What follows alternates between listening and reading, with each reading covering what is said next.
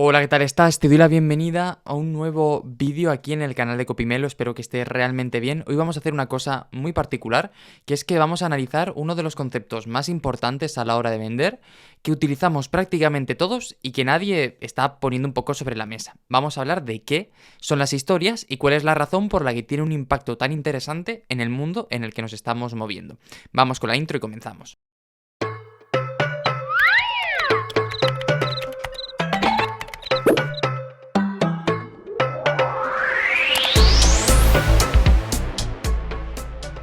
Antes de seguir, tengo que decirte, porque si no me van a reñir, que si quieres seguir profundizando y seguir aprendiendo más consejos y estrategias de venta, puedes unirte a la lista de correo que encontrarás en el enlace de la bio. Es una lista completamente gratuita en la que cada día comparto a la hora del café, que bueno, lo tengo por aquí, un pequeño consejo gratis que puedas aplicar en el momento, ¿vale? Van a profundizar en todo lo que estamos haciendo en vídeos como este. Y es que hoy quiero hablarte de las historias, ¿vale? Quiero hablarte de esa herramienta, de ese papel tan fundamental que tienen, que todos sabemos que ocupan ese rol, pero que muy pocas personas se paran de verdad a entender qué función tienen, cómo se utilizan, por qué son tan importantes. Y oye, yo creo que ha llegado un poco el momento de poder explicarlas, de poder verlas y de poder sacarles partido, ¿vale? Y para ello vamos a estudiar las historias desde dos perspectivas diferentes. La perspectiva basada en la comprensión y la perspectiva basada en la estructura. Que por cierto, si me ves mirar aquí abajo, que sepas que tengo aquí una pequeña chuleta porque son cosas bastante técnicas y no quiero que se me quede nada en el tintero mientras te lo estoy explicando. Quiero darte la información fehaciente, quiero darte la información bien para que de verdad le puedas sacar el 100% del partido y la puedas aprovechar como se merece, ¿vale? Entonces, vale, como te decía, tenemos dos tipos de definiciones, basadas en la estructura y basadas en la comprensión. Vamos a empezar explicándolas en la comprensión, ¿vale?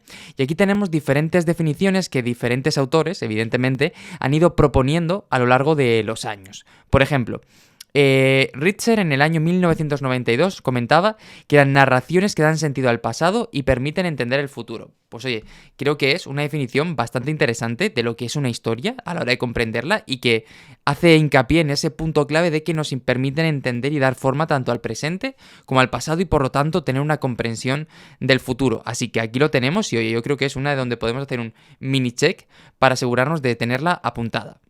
Otra la dio Benje en el año 1995, que dice que es un acto oral o escrito que envuelve a dos o más personas en el que interpretan el pasado o anticipan experiencias. Fíjate que aquí hemos ampliado la definición para destacar que las historias son elementos interpersonales, es decir, las historias existen donde existen las personas, donde han tenido un impacto. Esto es muy particular porque normalmente hablamos de historias per se, pero no nos damos cuenta de que tiene que haber una serie de elementos mínimos para poder sacarles el 100% del partido. Y ese es, por ejemplo, que existan una o más personas o una persona para la que tiene una conexión y de alguna manera le permita interpretar el pasado o anticipar el futuro. Al final, la intuición no deja de ser una acumulación de experiencias que nos permite poder adivinar qué es lo que va a pasar pronto. Y ahí lo tenemos. Y por último tenemos la definición de Nair en el año 2003, que habla de que es una historia es una narrativa que trae un pensamiento, una moral o una virtud.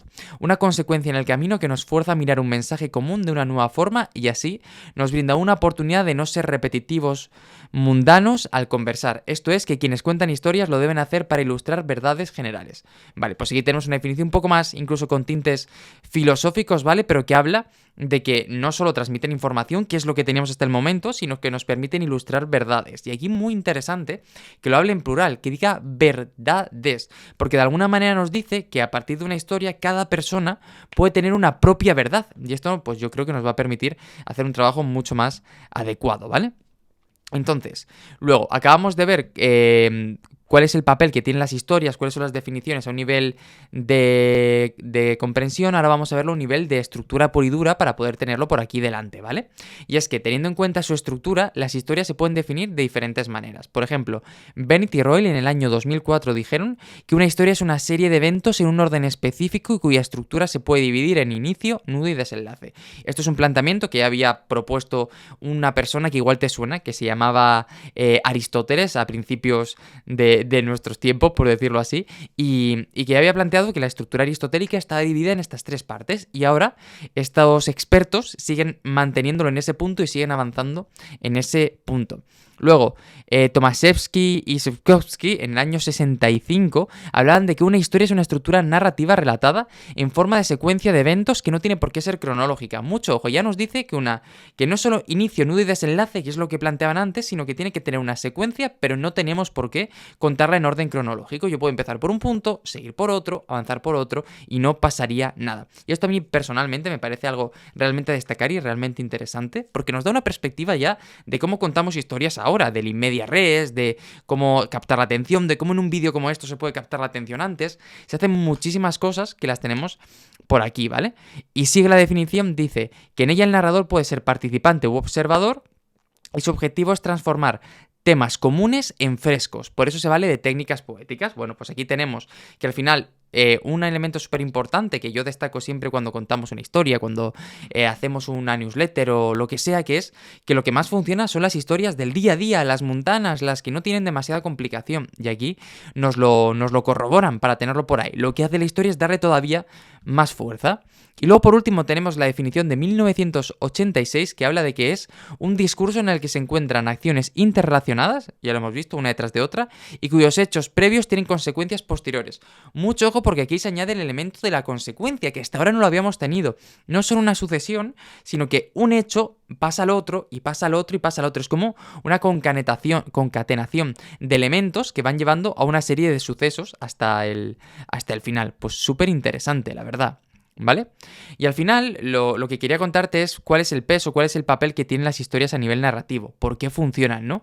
Y para ello me quiero ir a los estudios de Shank en el año 1999, que decía que la razón por la que las narraciones funcionan radica en que la memoria humana almacena la información en forma de historia. Es decir, que las historias funcionan también a la hora de persuadir, a la hora de dar cualquier elemento, porque nosotros, las personas, gestionamos la información y trabajamos la información a partir de historias. Esto es súper curioso porque de alguna manera nos permite entender bien cómo funciona, nos permite dar un paso hacia adelante, nos permite hacerlo como decir, vale, es que ya sé por qué tengo que contar historias, ¿no? No es solo cuenta historias porque sí, sino cuenta historias porque tienen un sentido. Y por ejemplo, McKee, que es, bueno, Robert McKee, que seguro que lo conoces, del libro del guión, por ejemplo, en el año 2003 afirma que la forma natural de las personas de pensar es narrativa y nunca será argumentativa o paradigmática, que la manera de convencer a alguien, la manera de llegar a conclusiones siempre es narrativa. Muy curioso, ¿vale? O por ejemplo, Cavoni, en el año 2013, con una serie de expertos más, dice que en un estudio que habla del caso del contacuentos, dice que el fundamento del aprendizaje humano es el mismo que el de la ficción, la mímesis. Aprendemos por el hecho de exponernos, ¿vale? La ficción funciona porque el espectador se identifica con personajes. Por ello, para convencer a cualquier persona con un determinado argumento, el primer paso siempre será seducirlo. Y luego dice que el consumidor potencial almacena la información en forma de relato. Además, en la era contemporánea es la era del consumidor emocional y no hay nada que emocione más que las historias. Quería hacer este episodio porque creo que muchas veces nos paramos mucho a fines prácticos, a meternos en el medio del asunto, a ver cómo funciona algo, pero no nos paramos a estudiar de verdad los componentes persuasivos que hay en todo este tipo de cuestiones que realmente son tan importantes. Es que entender esto marca la diferencia entre ser un buen o un mal copy, entre hacerlo muy bien o simplemente saberte llevar. Y cuanto más profundizas, cuanto más estudias, cuanto más sabes, pues más fácil se vuelve. Espero que te haya gustado este pequeño vídeo, que si te ha gustado puedes dejar un me gusta, suscribirte y compartirlo, que me dejes en los comentarios cualquier pregunta que tengas y que estamos en contacto para seguir avanzando. Nos vemos en el próximo vídeo. Chao.